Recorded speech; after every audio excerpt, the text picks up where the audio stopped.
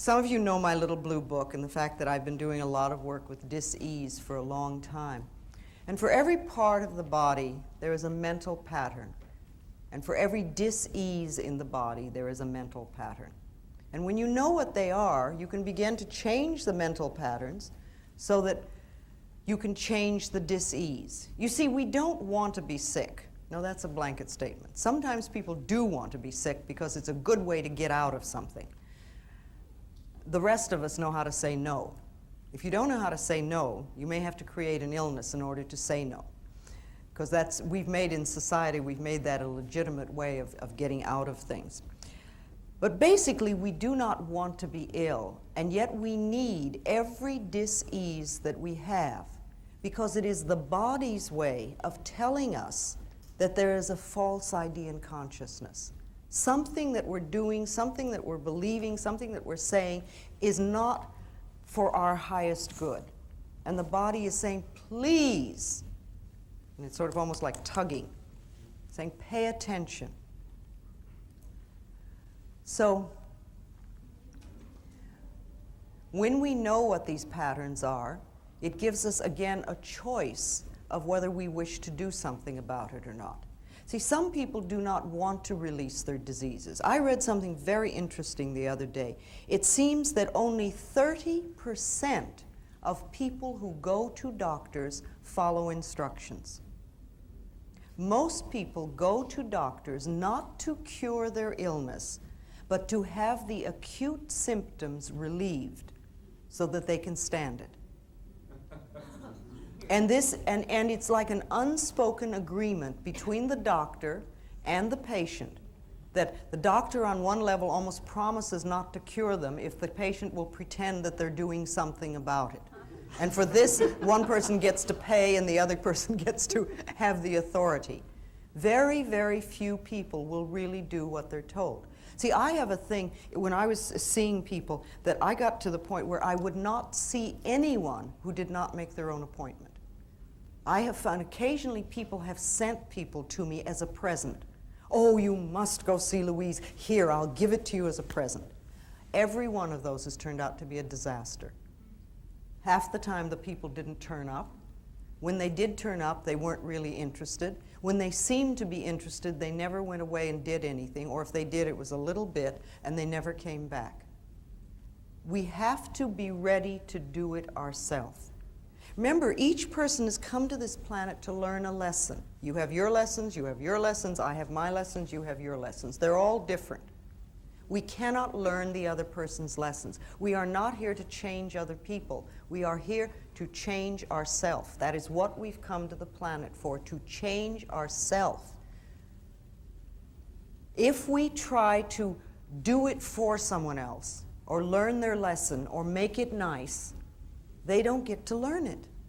And even if we fix it, isn't it amazing how they turn around and recreate it again? And we all know people like that. We've paid their rent, or we've gotten them out of some mess, or we've done this for them or that for them. And 2 months later, they're in the same problem because it's their pattern. It has nothing to do. Teaching them how to get out of it, it is much better if they're willing to learn. So it's like, the student must come to the teacher. And when the student is ready, the teacher is there, always.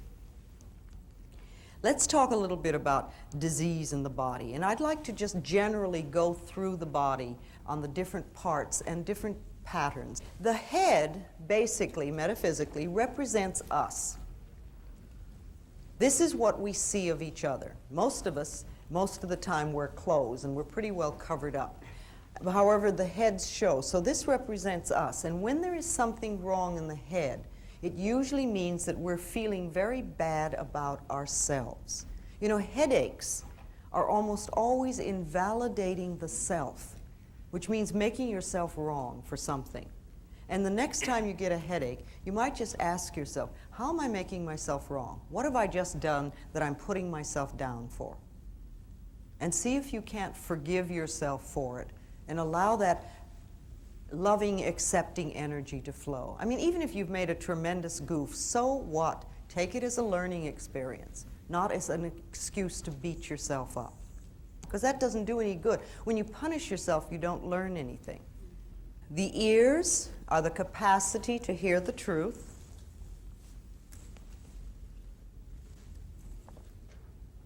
And when there are problems with the ears, it usually means that on some level we're not happy about what we're hearing.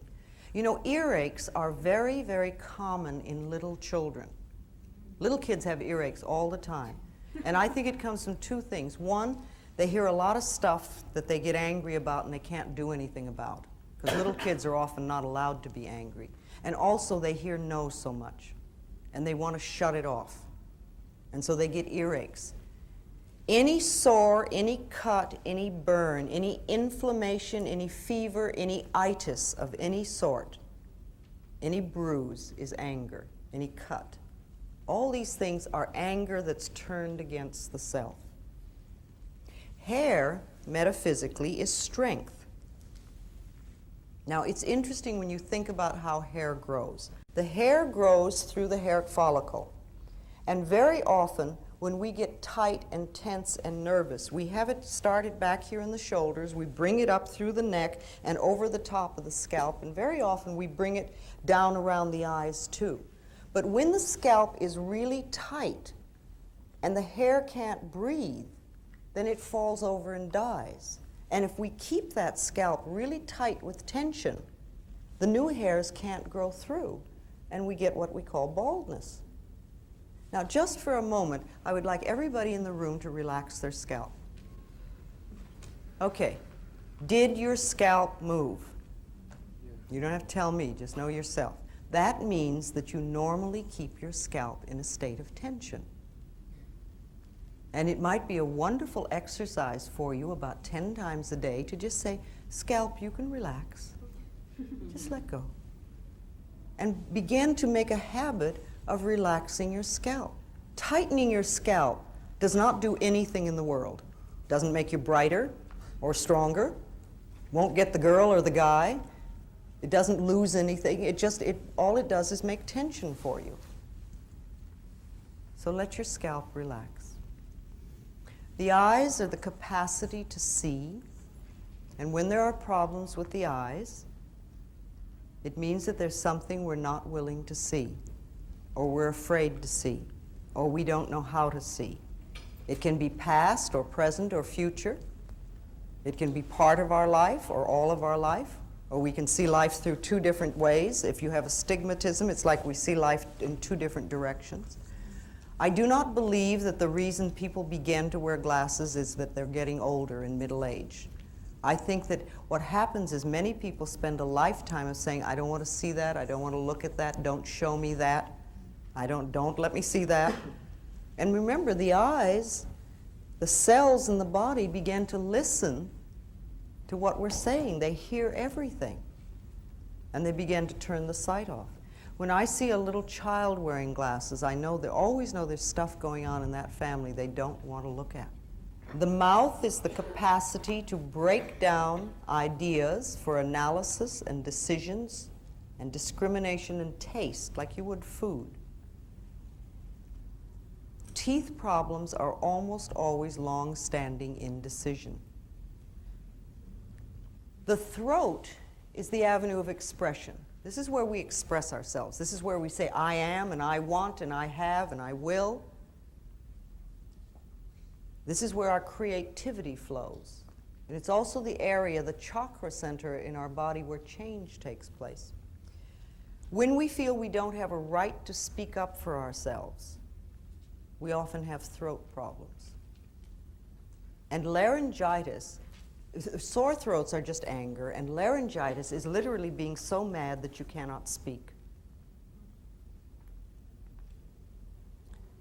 Thyroid has to do with creativity, thyroid problems. And it's not expressing ourselves. People who have thyroid problems usually do what their mothers want, or their fathers want, or their husbands, or their lovers, or their wives, or their bosses, somebody else, but not themselves. And you could say, well, you know, there's a lot of things with thyroid and goiter in the Midwest, but then where are people more bound by what the neighbors think and the shoulds of life? All right, shoulders have to do with burden bearing, carrying the weight of the world on your shoulders, taking other people's problems and carrying them, and not being free to shoulder your own responsibilities. However, we can make light of them. They don't have to be heavy burdens. The experiences we have in life do not have to be heavy burdens. They can be experiences.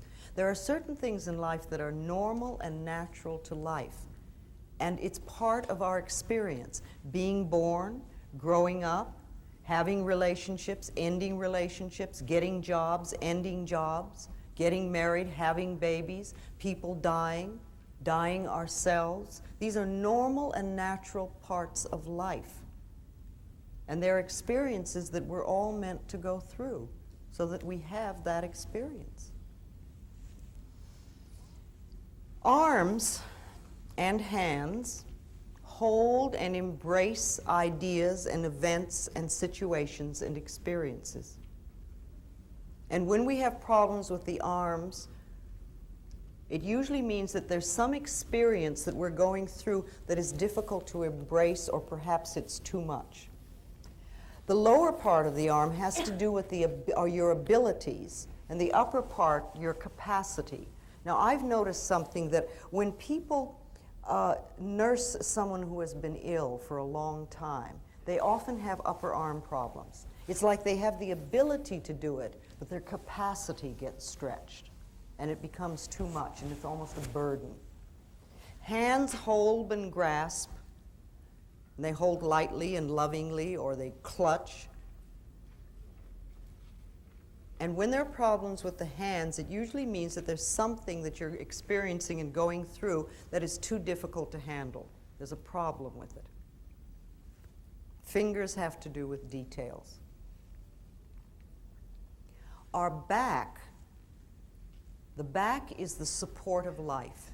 This is where we're supported by life, where we feel supported by life. And when there are problems with the back, it usually means that on some level we feel that we're not supported. The upper back has to do with the feeling of the lack of emotional support. It's like my husband doesn't support me, or my wife doesn't support me, my lover doesn't support me, my friends don't support me, my boss, feeling unsupported. The middle back has to do with guilt, all that stuff back there. And the lower back usually has to do with finances. And where do we have so much problems with the lower back? Sciatic nerve is almost always money. Fear of money, not money itself, but the fear of it. And it has absolutely nothing to do with how much you have. It's how you feel about it. You know, so many people think that money is the most important thing in the world, and if they don't have money, they would just die. But that's not true. There's a substance that is far more precious and far more important to us that we literally can't live without. What is that? Love. No, plenty of people are miserable and lonely most of their life and live. Air. Your air, your breath. Your breath is the most important thing that you have, the most precious thing. If you didn't take another breath, you wouldn't last 3 minutes and you'd never get out of this room. And yet we absolutely take for granted that our next breath is there. Look at us, we're all in this room breathing, and I'm not saying don't breathe, there's not enough for me. We assume that it's there. And when we exhale, we don't think about where's my next breath coming from. Now, if the power that created us has given us enough breath to last for as long as we shall live, can we not begin to trust that the other things will take care of themselves? See, life is here for us. Life is here to support us, to take care of us, to be here for us. The entire planet has been put here for us to play with. We have everything that we shall ever need. It's already here. Only we have to know it, and we have to trust it, and we have to acknowledge it. Do you realize that there is more food on this planet than people could possibly eat? There's an incredible amount of food. Yes, it is true that there are people starving, but the food is here. There is more money on this planet than we know how to count. The money is here. Now, there are lots of people who are very broke, but the money is here. There are billions of people on this planet, and yet you will have people tell you that they're lonely. It has nothing to do with not being people. It's what we're doing with our heads. Everything is here for us. For every dis-ease on this planet, there is a plant that'll cure it. Everything is here for us. And the more we begin to trust life and acknowledge the beauty and magnificence of our own being, the more we find everything we need. It just pops up. Okay. Lungs have to do with taking in life. This is the breath of life. This is where we take in life. And we have the ability to take in just enough to get us by, or we can fill our lungs and really have all the cells in the body work well and our brain cells work well. Traditionally, for generations and generations, women have been very shallow breathers because we bought this story that said we're not good enough, that we're second-class citizens, and we began to believe that we didn't have the right to take up very much space, and we barely had the right to exist, and so we take in just enough air to keep us going. That's changing now, and it's wonderful. And one of the things that really excites me today is what's happening with women in the gyms. You know, we have worked in the fields for a very long time, but I think this is the first time that I'm aware of where women have really gone out for sports. And you see some of the female bodies in the gyms these days that go out and exercise. They are incredibly magnificent. Just wonderful. And they're taking in life and taking up space and taking air. And I think it's beautiful. So people who have lung problems, people who smoke too much, people who have emphysema and things like that, they're cutting life off. They're saying on some level, I don't deserve to exist, or I only deserve to exist a little bit. Breasts have to do with mothering and nourishment. And when there are problems with the breasts, there's either a mothering problem or a nourishing problem. It's very similar. We can over-mother people or situations or places, and then we get into trouble. However, every woman that I've come in contact with that has breast cancer does not nourish herself. It's like you give and give and give and give, and they're not taking nourishment for themselves. And of course, there is resentment about it. See, resentment is a pattern that eats away at the body and becomes cancer. Resentment and anger are very different. Anger is and you scream and yell like a baby. Babies get angry instantly, and they yell and shriek, and then they're through. And 2 minutes later, their smiles will just light up a room because they've gotten it out. What we do is we take offense at somebody for having done something that we created to begin with, because we're all 100% responsible, and we don't do anything about it, and we put it down in here and we start to let it seethe, and it boils and it eats away at us, and if we have it long enough, we can create cancer. See, diseases like arthritis are created from things, patterns of criticism. Arthritic people are always very, very critical people. Now, they may be sweet on the outside, but that means that the criticism is turned inward, and they're doing a constant negative put-down number on themselves. Fear can come out as anything from baldness to ulcers to poor feet and lots of things in between. Guilt always seeks punishment, and punishment creates pain. So if I see somebody who has pain, I know they're dealing with guilt. And if it is chronic pain, then I realize that the pattern may be so old that they're not even aware of what it is. However, I do know it has a lot to do with I'm not good enough. So we want to nourish ourselves. The heart represents love. The heart represents love. And the blood in the body, metaphysically, is joy. So if you get this image of the heart lovingly pumping joy throughout the body, through all the veins and arteries, and nourishing Every single cell in the body. That is the normal, natural state of the body. When we cut off our joy, when we deny ourselves love, then we are stopping our hearts from doing their the proper work. See, heart attack people are never joyous people. Besides, the heart does not attack us. What we do is we spend years squeezing the joy out of the heart until it falls over and gets sick. Now, anemic people are what I call yes but people. They come to you with a problem, and you say, well, you could do such and such. Oh, yes, but. Or you say, let's go to the movies, and they go, oh, yes, but.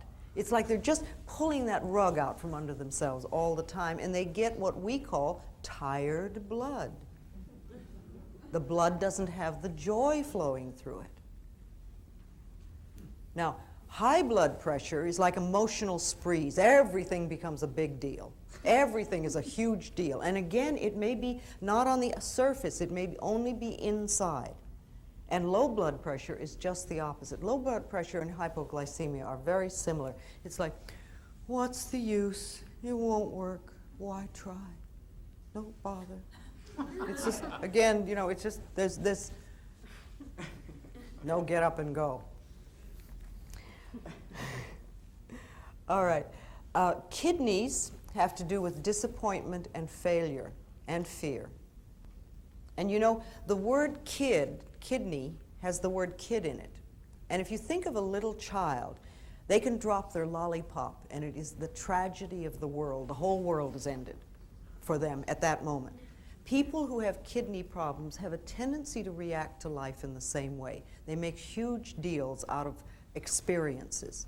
And if you speak to anybody who's on a dialysis machine, you will find out that about 2 months before that happened, they experienced what they considered a big loss in their life, either a relationship or a house or a job or something like that. And it's like they feel they can't go on. They just can't go on. They don't know how to filter that experience through them. The liver is the laboratory of the body. It does over 500 different functions, and it is also the seat of primitive emotions. So when we are very angry, that's like rage and anger and hatred sit in the liver. And when they do, then they create a lot of problems. If you're a very angry person, you can throw your liver off. If your liver is off, you can become a very angry person. For instance, everybody in AA is an angry person. You've got two givens with anybody in AA, a lot of self-hatred and a lot of anger. And both of those need to be dissolved before the real healing can take place. Stomach. Stomach digests ideas. We have taken in, it's intake, assimilation, and elimination. So the stomach is there to assimilate ideas. And very often when new experiences happen, we have problems assimilating them. It's something outside. Bells go. It's all right. We'll assimilate this experience. And they have a right to make some noise. If a noise happens and it disturbs you, if you give it permission to be there, it's amazing what happens. Like we give that permission to make that noise, and then it sort of goes away from our consciousness. People get very frightened about experiences, and they find it difficult to digest them. You see, ulcers, remember, are nothing more than I'm not good enough. It's fear. That's all it is. Only it's a fear with the boss. It's another way of saying I'm not good enough. Thinking just for a moment of how the stomach works on a mass scale. When airplanes came in a few years ago, God, they must be here, 20, 30 years now? But anyway, when they first came out, remember they had the little throw-up bags at every single seat. And we were flying, but this was a new idea that we did not know how to stomach. The idea of getting in a little metal tube and going through the sky and getting down on another place was not something that we could stomach easily. So everybody was throwing up into their little bags, and they'd roll them up and hand them down to the aisle, pass them down the aisle to the stewardess who was running up and down the aisles collecting these bags because people were throwing up. We were frightened. Now it's many years later, and we've digested the idea of flying, and it's very simple now for us. And while the bags are still there, hardly anybody's throwing up. And the last time I was on American Airlines, I noticed that if you put 3 stamps on it, you could send it off and have your film developed, because nobody's throwing up anymore. They had to do something with it. Okay. Where are we now? Spleen has to do with obsession. We become obsessed about things. All right. The colon is elimination, release, and letting go. And when we are constipated, it literally means that we're holding on to old shit. That's all it is. We won't let go. We won't let things release. Remember, intake, assimilation, and elimination. And I like to think of it all being in divine right order. And there are times when we stop it at different places. So people who are very constipated are usually holding on to old ideas that they don't want to let go of. They're stuck in some place. Sometimes they're very stingy people, but not always.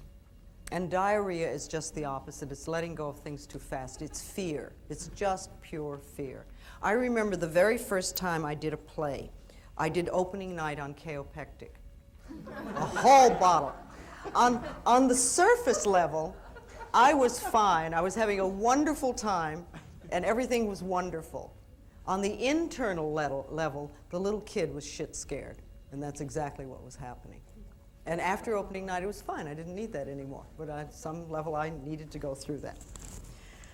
Knees. Okay, knees are marvelous. Knees are a little bit like the neck. They have to do with flexibility.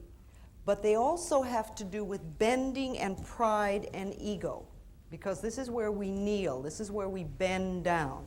This has a lot to do with forgiveness, the knees. And you know, the ankle can get hurt. It's also a joint, and it heals very quickly. But the knees take a long time because they have to do with stubbornness and pride and ego and this self-righteous thing of not wanting to forgive. And that's why they take so long to heal. So if you hurt your knee, or you might think back about some time when your knee might have been sore, ask yourself, where were you being stubborn? Where were you being unforgiving, unbending? And allow yourself to just move through that.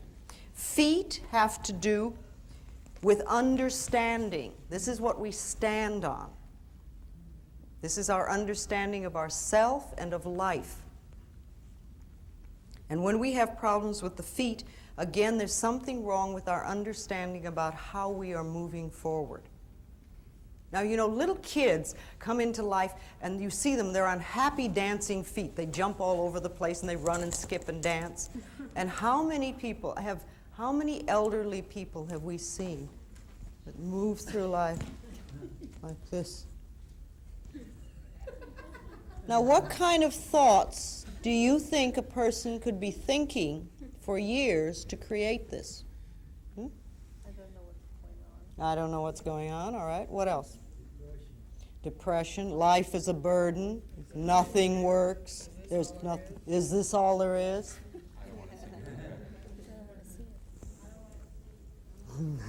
I don't want to see a lot of those things. Remember, our bodies follow our thoughts. And you can look at a lot of people and know what their thoughts are just by looking at their bodies. Our skin is our individuality. And when we feel threatened by anything, we often get skin problems.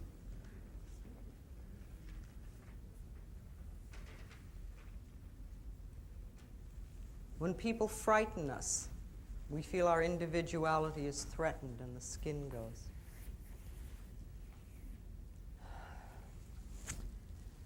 All right, let me talk a little bit about the genitals. our beautiful, beautiful genitals, which so many of us do not believe that that's true. However, the genitals are just as beautiful as any other part of our body, and they have their own special functions, and they have more nerve endings than any other part of the body. They are meant to give pleasure, and that's what they're for. We have a lot of stuff about our genitals, and this is unfortunate because they either represent the most feminine part of ourselves, our femininity, our feminine principle, or they represent the most masculine part of ourselves, our masculinity, the masculine principle. And when we do not feel good about ourselves as men or women, or about our sexuality, we can have a lot of problems with our genitals. It's very, very seldom that I talk to people who were raised in a family where the genitals and their functions were called by the right names. We all had euphemisms for everything. Let's share a couple of them. What were the euphemisms for you as a child? Yes? Our no-no. Okay. All right. Okay. All right. Yeah, that makes you feel good, doesn't it? What else? Yes? A wee-wee. Yes? Nasty, nasty. Nasty, nasty. Boy, you must really... Okay. Yes? Down there. Private parts. Private parts, what? Couldn't even talk about it. Do you see? And just notice the laughter in this room at the moment. Here we are, grown-up adults, supposedly we all have it together sexually, and the minute we mention what we called it when we were a child, we start to giggle nervously like that we're doing something wrong. It doesn't matter really what it was. It could be from the most awful word to just sort of down there. But we get the idea that there is something wrong between our legs, and we start treating ourselves that way. And then we wind up with all sorts of sexual problems.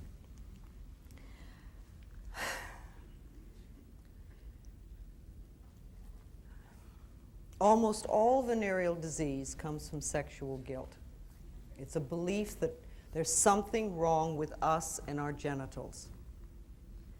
Now, you know, people that have cancer have a lot of self-hatred and a lot of resentment, and usually not a very much trust in life.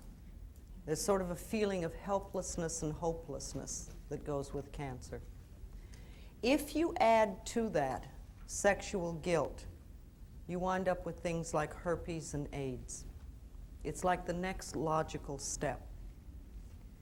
The sexual revolution, which came about, I think, in the 60s, as I remember, was very wonderful because it helped us to get out of a Victorian mode of thinking.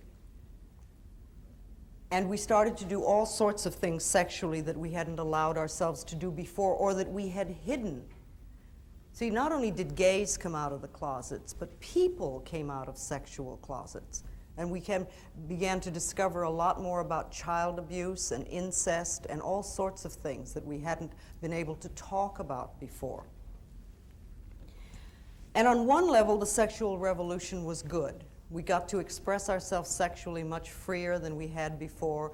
Women could have one-night stands as well as men, and it was wonderful. However, the one thing we did not deal with was what I call Mama's God. And by that I mean what your mother believed about God when you were 3 years old is sitting right here in your subconscious mind. What did that God believe about women, about men, about homosexuality, about sex? And if those beliefs are still there and we have not done something to change them, then what happens is we create things like herpes, which comes back again and again and again to punish you. And then if we move into the gay community, where they have every single problem that everybody else has, plus the fact that society is looking at them and saying bad, and their mothers and fathers are looking at them and saying bad, and this is a real heavy load to carry. And so we create the circumstances, the climate, where something like AIDS can come up. I find to myself that AIDS and cancer are very, very similar. And I work exactly the same way with both of them. Doing a little more to work on dissolving sexual guilt, because that's a real problem. You know, if you think for a moment about the vastness of the universe, it is so incredibly big that our human minds cannot comprehend it. It is enormous. And even our top scientists with the most up-to-date equipment today cannot measure the size of the universe. And half of them won't agree on whether it's expanding or contracting. And in this incredible universe, there are so many galaxies that we haven't counted all of them. And in one of the smaller galaxies, in a far-off corner, there is the small galaxy called the Milky Way. In a very far-off corner, there is a minor sun. And around this sun revolve a few pinpoints, one of which is called planet Earth. Now, I find it very, very hard to believe that the incredible intelligence that created this entire universe is an old man sitting on a cloud above the planet Earth watching my genitals with a book.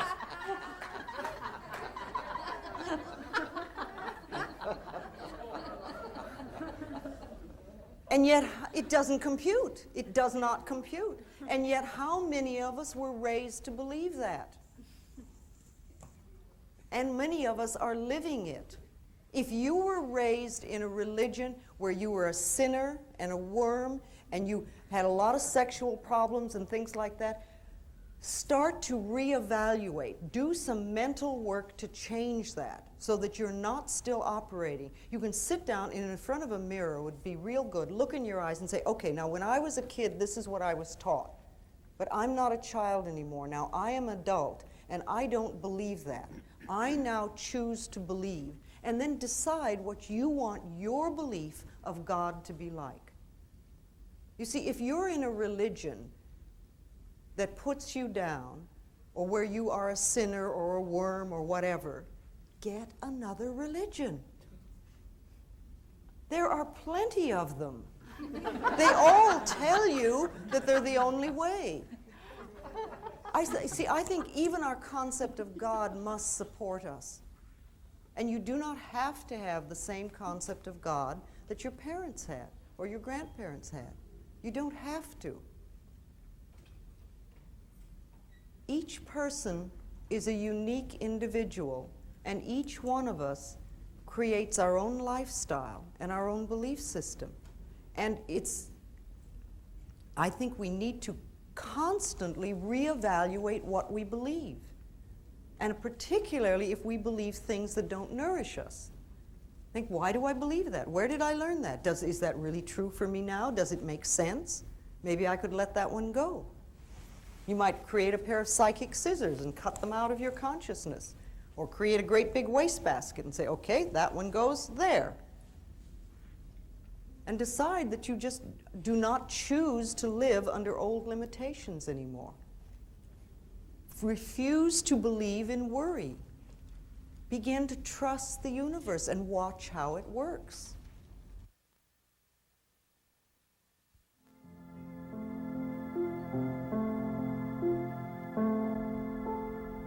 In the infinity of life where we all are, perfect, whole, and complete, we are one with the power that created us, and we are now open and receptive to the abundant flow of good the universe offers us. All our needs and desires are now met before we even ask. We affirm our good comes from everywhere and from everyone, and all is well in our world.